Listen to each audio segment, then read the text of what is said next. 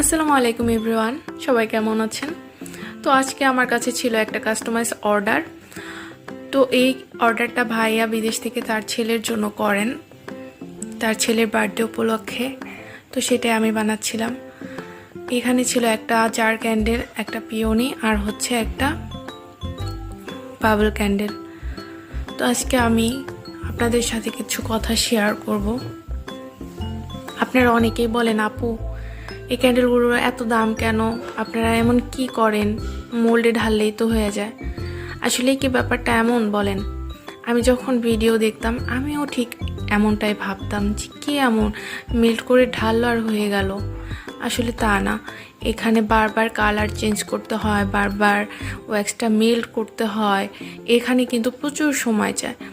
তারপর বারবার fragrance use করতে হয়, চেঞ্জ করতে হয়, ভালো একটা ফিনিশিং আনার জন্য ওই টেকনিকগুলো ফলো করতে হয়।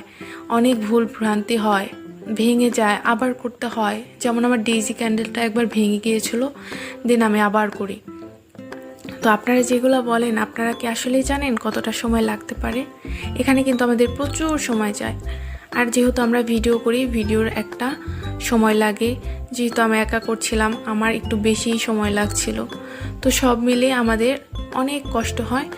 প্রায় 5-6 ঘন্টা লেগেছে আমার এই ক্যান্ডেলগুলো মেক করতে। তো আপনাদের কাছে এই ক্যান্ডেলগুলো কেমন লাগছে অবশ্যই আমাকে জানাবেন। আর এই ছিল আজকে আমার প্যাকেজিং। লাস্টে আমি একটা লোগো বসিয়ে নেব। Thank you.